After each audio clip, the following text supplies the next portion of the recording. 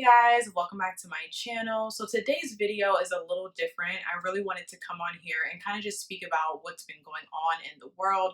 There's been a lot of different things going on, particularly two different pandemics. One, of course, which we know is COVID, and the second one, of course, is just racial and social injustice for, African Americans. And honestly, I just wanted to talk about it because it's not just about police brutality. It also can relate in the healthcare field. And I wanted to speak about what we can do as nurses or as nursing students and how it relates to just being a nursing student today with everything going on.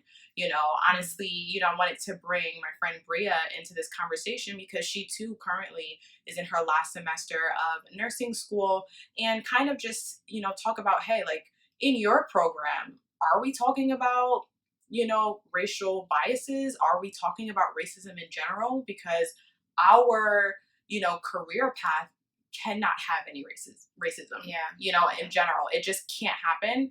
And so I think that it's so important to have this open discussion where some people may feel uncomfortable, some people may feel awkward, and I would feel horrible bringing all of these tips for studying and tips for how to succeed without realizing this is such a major issue. And I really do think that it should be addressed. So I wanted to start off by saying that I'm in my third sequence, in an accelerated nursing program. For those of you who know, I've been in a nursing program before a couple of years ago. So I've been in two nursing programs, and this is the first semester I have heard anything about racism, anything pertaining to racial biases, and it's sad.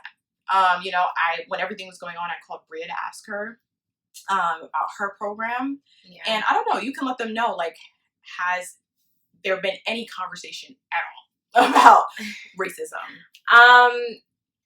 We've gotten the emails of them letting us know. I can honestly say for Rutgers, we've gotten really a lot of back-to-back emails from the student council team, and they're long emails, in-depth emails talking about how it's unacceptable, how there's no place for racial injustice within our profession, and the importance of staying united. And they've really been sending out resources for us to stay connected and whatever, to express how we're feeling. And there's this one professor who even canceled class for the STEM majors and was encouraging others to cancel class so that we can participate in a protest because of the importance of this racial injustice. And it made me feel good because I was like, okay, there we go. We're getting somewhere. At first I was a little concerned because, you weren't hearing anything, but I think also at the same time, no one really knew what to say. Yeah, I think it's awkward for some people, and that's part of the problem. It is just super uncomfortable. When everything was going on, especially being in nursing school, accelerated program at that, you can't just have the world on fire outside and then you're like, okay, let's turn to page 37 and hypertension. It's no, your students, a portion of your population is going through something, and to not acknowledge that is so disrespectful. I've had professors just start class and say, it's crazy outside. Anyways, and it's I don't think that they were trying to be rude. I just think that they didn't know what to say, and it's kind of sad because it's I think the least that we can do is present it in a way and just talk about it. Nobody is telling anyone to have a solution. I think that where we can start is just discussion, and I think that's what makes it most important.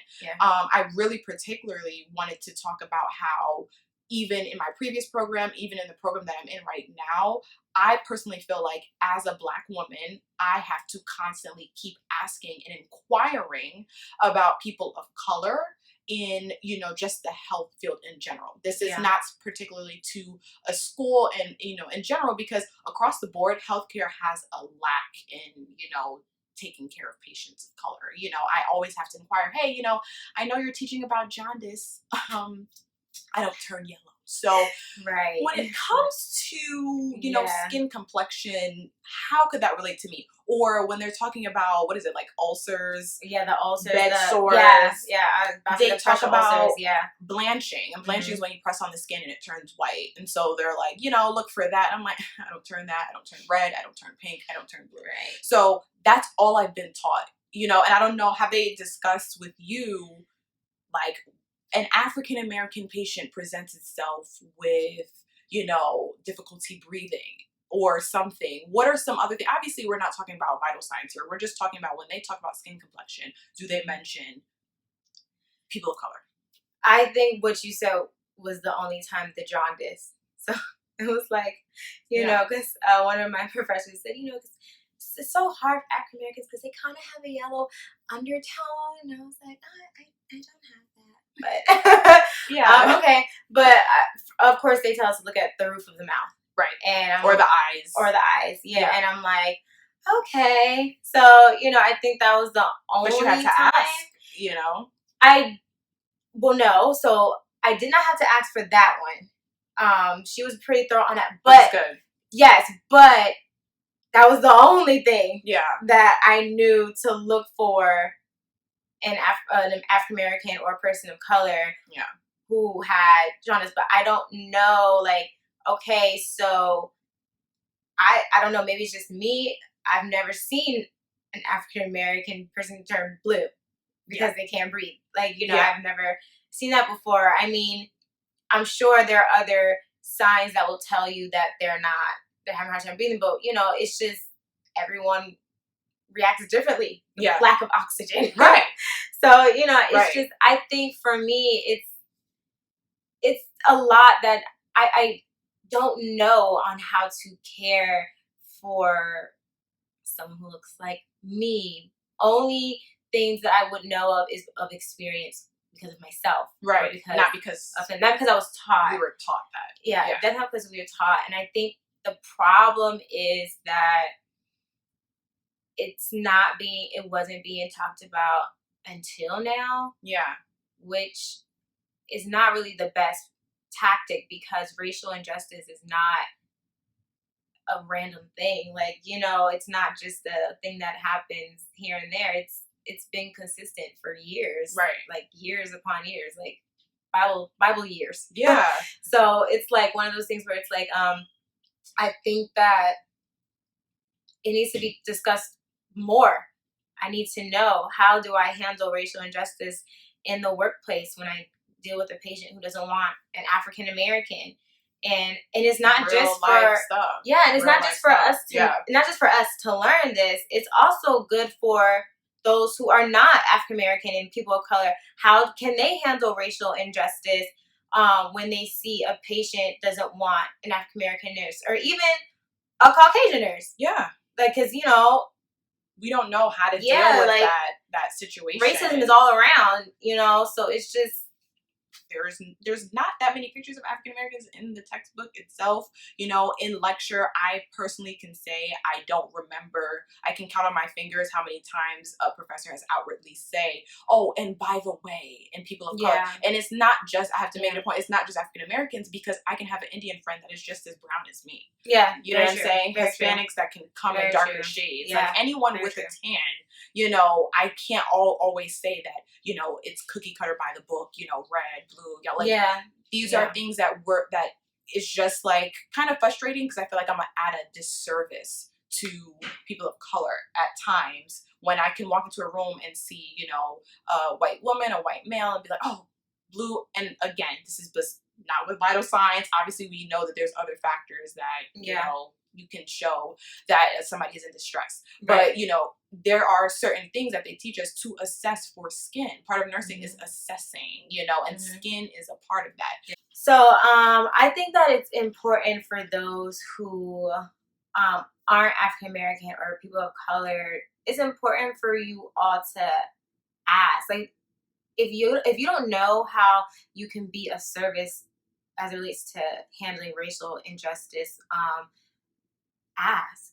Like, it is, I can assure you, at least for me, and I'm sure Ashley, I definitely can speak for Ashley too, that you asking and inquiring and wanting to know more is a wonderful first step, because it shows me that you're not ignoring it, that you acknowledge that this is an attack. Like we African Americans, people of color, get attacked just because of our skin. Yeah, and I feel like I don't mind if you don't know what to say, or if you don't know. I feel like I'm more offended when there's silence. Yeah. You know, I feel like I'm more offended when people pretend like it's not happening, you know? So that's another reason why I kind of felt a little bummed when, you know, there's a lot. I mean, COVID is another thing by itself, but that's already stressful. We went from in person to indoor, like our whole like curriculum is being flipped upside down, and that's stressful on students. And on top of that, you have everything going on. And, you know, to some people, they may just be upset about COVID, but for us, we have two different things going on, and it's hard to understand. But if you want to understand, like she just said, I just feel like, let's just talk about it. Like, we can talk about it, ask, you know, inquire. Don't pretend like it's not going on, because I think that that's more disrespectful, because there's a lot of undoing and unlearning to do. I think it's easy to learn, but it's harder to unlearn. And we have been taught for years, you know, that this is okay, or we just don't see anything wrong with it. But I think that, like I said, this year we're just tired, I guess. Just the overall culture of it is just overwhelming. I just feel like we may think, well, what can we do? Like, what is it that we can actually do? But it starts by where you are. Like, for me, I just feel like I wouldn't be doing, you know, enough if I didn't be that student that raised my hand, like, excuse me, pick me, thanks. You know, because for example, in my maternity class, you know, we learn about something called the APGAR score, and it's where the newborn comes out, and, you know, you kind of give them a number or rating based off of how loud they cry, you know, if they're like flexed or like loose or whatever as far as their extremities, and, you know, what color they are, if they're pink, pale, or blue. That's what is in the scoring. And I had to be, I don't know, I was kind of feeling a way about it, because when I was born, although, you know, you do have African Americans that are born a little bit lighter and gain color over time, that wasn't me. So I kind of felt like I can't relate. And I don't like feeling like, you know, in such a expensive school, I would like to know about everybody. Right. Not just about one type of race. So, you know, I had to be like, excuse me, or raise my hand in Zoom, because you can't see me these days. But, you know, inquire and say, hey, so when it comes to someone that looks like me, what exactly am I looking for? You know, do I just mark 0 because I can't see if they turn to blue, pink, red, or whatever these colors are saying? And, you know, I don't know. I didn't really get a concrete answer. They tried to answer, but they're doing everything that they can. And it's not to say like, you know, oh gosh, they're not doing it. No, I'm just saying the conversation starts there. You know, when students ask, things were starting to change. Next thing you know, I'm asking these questions. Boom, we have, you know, African American nurse practitioners in our next class talking about social injustice. I'm like, oh, that wasn't on the syllabus, you know? Or, you know, you have other students inquiring, hey, you know, the maternal death rates for African American women are deplorable, but we haven't seen, I mean, it's week 5. We haven't seemed to talk about that yet. You know, next thing you know, in our Blackboard or in our classes, we have an article dedicated just to that. And it just kind of, it starts there. That's it. Like, you know, so you may think that that's nothing. You may think that it's just a little thing, but I'm telling you, by doing little things like that, you could be like shifting the thought process of the people within the system. Because some people, they will listen, you know, if that's all that they need is just to listen. And I think that that's the best that we can do. Yeah, I think that you made a very great point, because it's not enough to say, well, my school is not doing enough with this. My job is not doing enough. That's not enough to say. If you feel like where you work or the school you're going to is not doing enough to get it out there or to discuss what's going on, you have to step in and be a voice and find out or let them know what they can do. Yeah. The best is not saying that you're always going to get a solution in the sense of they're going to listen and do what it is that you asked or what you mentioned, but just to mention it helps, because a lot of places are not speaking, or jobs or schools are not speaking because they don't know what to say. Yeah. And they don't have anyone around them to give them the words to say. Yeah. So you could be the person to give them the words to say, or help them say what they need to say, to do enough, to do more. Yeah. You know, and you don't have to be, you know, African American to do that. Right, exactly. You know, it's not a, like, it's not, oh, we're out here to separate. That's not it at all. I just feel like everyone needs to be on one page here and just kind of be like, and acknowledge that there is a disparity. You know, in the police force, it's one thing, but if you're watching this video, if you've been following my nursing journey, you can acknowledge as well that, hey, if I'm going to be a nurse and I'm going to be taking care of patients, I cannot have any biases. I have to go into the patient and go into the patient's room and see the patient for who they are, not for what they look like. And I think that the same way we can put that on cops and, you know, all other, you know, workers out there, we definitely can do that for ourselves, and it starts in school. So I think that that's like super important. I wanted to come on to share that with you guys. So, you know, if you have any commentary or just anything that you'd like to share, definitely, you know, comment down below. Thumbs up this video if you know, like this topic, liked us bringing this to this platform. And yeah, you know, I will see you guys. Bye, y'all. In my next one. Thanks for listening. Bye.